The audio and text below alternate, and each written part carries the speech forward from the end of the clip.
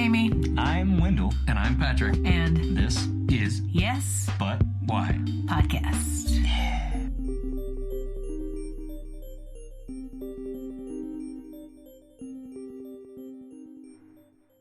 I'm actually in this space right now, which is funny. I might sneeze a lot because I realize I'm allergic to sawdust. Yeah, I'm allergic to dust, so I don't even know. I guess it's just air. I had a doctor tell me one time. Yeah, I remember when I lived in New York. I lived in New York City for a little while myself, and it was the only doctor I ever went to do an allergy test. And they're like, "You're allergic to cats, to dogs, to dust, and to cockroaches." And I was like, "So I guess I'm screwed." Not living here. Yeah, but I mean, Texas has all those things as well. Well, how do they do the cockroach And pizza. test? Yeah. Yeah, and I'm allergic to pizza. Damn it. You just pick a cockroach up with some tweezers, like wave it under your nose for a minute. No, there's going to be some thing that cockroaches give off, like some sort of... Bad vibes. I think their skin. Their skin, like some sort of like oil or whatever? Like they're like snakes. They dry. I don't know. I'm totally bullshitting. I'm into it. That's the other thing. Oh, by the way, we love a good bullshit, and also we will tell stories about pop culture things and then like not Google them. Like we refuse to Google them during the podcast. And some of our listeners have gotten mad about stuff, which we laugh and have a great time with. But That's what an intern is for. That's what people say.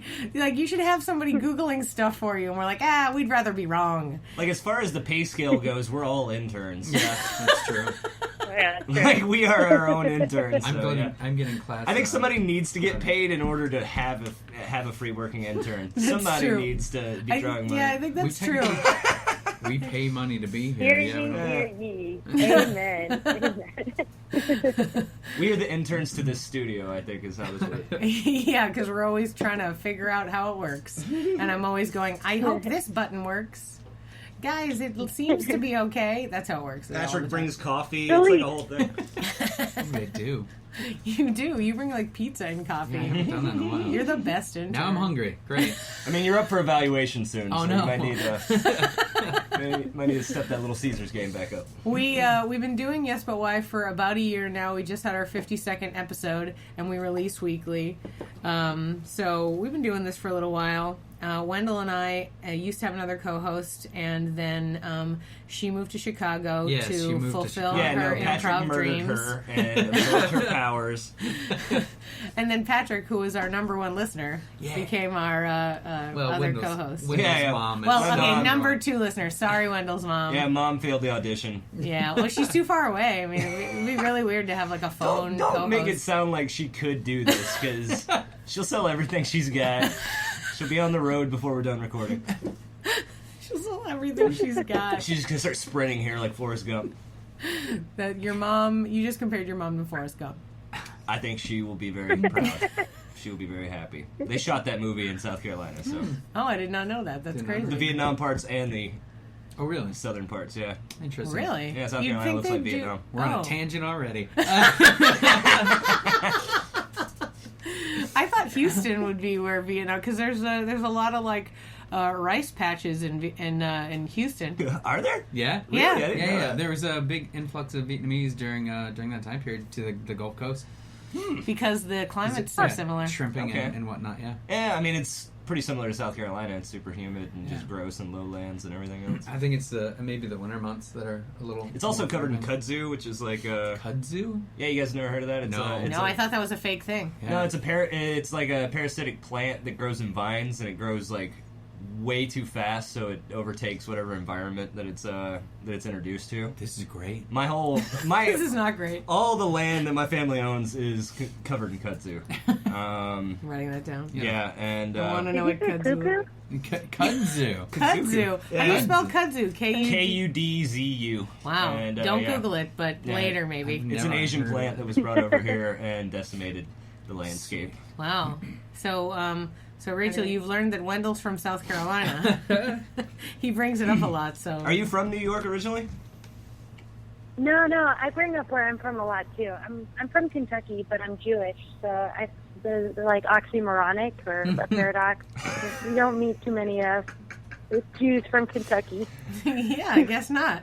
I don't know that many people in general from Kentucky, so I don't have any preconceived notions about it. That sounds like an awesome minor league basketball team, like the Kentucky Jews. No. Minor league basketball team? Yeah, not touching that one. Yeah, doesn't seem like a good joke at all.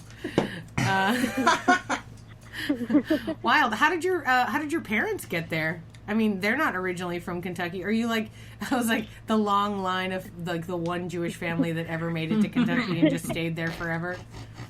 I wish. There's actually a synagogue and a temple where I'm from.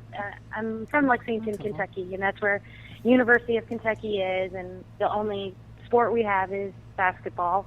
No. So it would be pretty funny to have some the minor league Jewish basketball team. Not too far off. I'm sure there probably was one way back when. But no, my dad is a neurologist, and he was chairman of neurology at University of Kentucky. And before that, I was born in Miami, but I really am a nomadic Jew. You know, started in Miami, went to Kentucky, went to boarding school in Connecticut, Choate, which has been all up in the news lately. Your boarding school? I wasn't molested. Good. Yeah, I went to boarding school. Oh, yeah, I didn't hear about that at all. Glad we broke the news early in the podcast. Yeah. She was not molested. Yeah, That's narrowly good. dodged. There, that's good. Good. Yeah. Very pleased. We're going to write that down. Not molested. That's a good one. One of three of us isn't. That's great. Oh, it's so sad. Oh, No, we're joking. It's a She joke. hung up. And that's how we lost that guest. No. 10-minute interview on Yes But Wait. I'd still publish it. Because we all would have thought it happened at Kentucky Jews, and then it happened there. No, okay. We're like, see, we're so surprised. No, what happened? So clearly we're not watching the news about your Connecticut boarding school. It hasn't hit the internet that we're looking at, I guess. Where did you go to boarding school? What's that about? What happened? Let's put them I on went blast. to Choate Rosemary Hall, which always sounds like chode. Choate. Oh, yeah. Especially with my snotty nose. But yeah, it's been in the New York Times, the New York Magazine. Anyways, I only want good PR for Choate. It opened up a lot of doors for me. And then after Choate, I went to Muhlenberg College, which is a small liberal arts school in Allentown, PA. And then I studied theater and French. And then spent a year at the Ensemble Theater of Cincinnati as an acting apprentice. I was like, I'm going to the Big Apple. After Cincinnati. Yeah. Man, well, you hit all the other states. Brooklyn accent. Yeah. So then a lot of your background is in stage acting, or? That's correct. Yeah. That's correct. Yeah. Excellent. Oh, cool. Is that still what you're doing? So, I've been spending the past year and a half developing this thing called the Artist Co-op, which is a co-working space for performing artists. And it was sparked out of a frustration in the theater business that I was ultimately applying to MFA programs, thinking I'm going to get this stamp of approval by Juilliard, NYU, or Yale. I realized, like, after my third time, what am I guaranteed after graduating one of those programs? And I'm not really guaranteed a job like a doctor or a lawyer, which we have in my, typical Jewish family. Sure. So the expectations are set very high, and I realized I have an amazing community already here in New York City. Why not cultivate it and, make frickin' work here right now? Yeah, they say that that's the sort of the wave of the future these days. You can't just wait for somebody to give you a gig. You have to make the gigs yourself. Yeah, I totally believe in that, 100%. So yeah, my background is I love devising theater and creating weird stuff in fringe festivals. So I've been, right after college, I was a part of the Crisis Art Festival in Arezzo, Italy. And we did a piece by Beda Shemia called Architecture. It's a one-woman show with 3 chorus members about the 9/11 a Palestinian woman on a plane that was headed towards the World Trade Center, and it was such a cool experience right after college to be able to see art from Italy and a weird dance piece from Berlin and having these organic conversations. And since then, I went to the Avignon Theater Festival in Edinburgh and New York, Cincinnati, and I would love to recreate those in a microcosm. Yeah. With the Artist Co-op. Man, it must have been super weird to talk about 9/11 in Italy. It totally was, because they still were affected by it. The presence of America just emanates. Weird. So wild. It was a really cool experience. Yeah. How many years, when you did the play, how many years had it been since the actual tragedy itself? How much perspective did you have? That was in 2012. So it had been about 10 years. Oh, okay. So there was some time to kind of digest it and get through it. It wasn't super fresh or anything like that. Totally.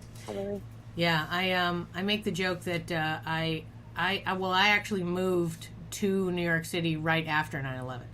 I was like, oh, you're not going to get me down. I'm just moving right there immediately. My parents were like, what? I feel like that's probably a bad idea. And I was like, it's fine. It's going to be great. Lightning doesn't strike in the same place twice, that kind of thing. Sure, yeah, in theory. But terrorists do. Yeah. Terrorists aren't terrorists made of lightning. are not lightning, though, is the thing about them. But yeah, I moved there right after, and I just remember actually talking to people about how I was like, no, New York is actually really nice. And I think a lot of it had to do with the fact that at a certain point everyone was like, oh, God, let's just be nice to each other right now. A lot of bad stuff's happened. Let's just be sweet. Yeah. That actually has come up a lot in conversation recently of I wasn't in New York during that time period. I was in Kentucky, but there was this ambiance in New York that was people acknowledging each other on the street and looking each other in the eyes and I got your back, brother. Whatever happens, we're here together. I think a lot of that has been forgotten, but hopefully we can bring it back with this current administration. Sure. Overcoming it. Yeah. Plus, plus with the work that you're doing, trying to bring people together and create communities. Because I was also chatting with Patrick and Wendell about how the art scene of Austin, Texas is very different than the art scene of New York City.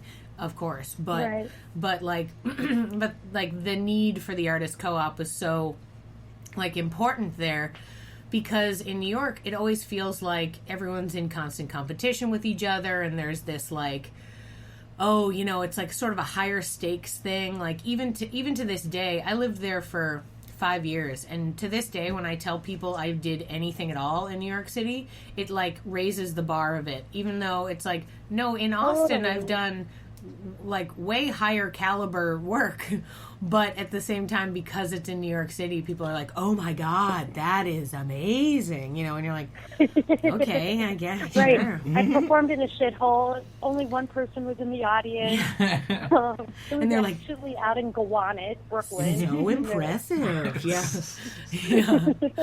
Yeah, absolutely. I hung out in a warehouse with 3 guys in a place called Dumbo, and nobody came, but they're like, wow, interesting. Sounds like Shakespeare. Oh, okay, all right. Yeah. So with your Artist Co-op, are you looking to, is it primarily going to be kind of theater and acting and performance arts, or are you looking for other type of mediums and things too to kind of fill out that space? I'll tell you, the big dream, I trademarked the Artist Co-op, is for it to be a house for everybody to do their arts in, because we're not in a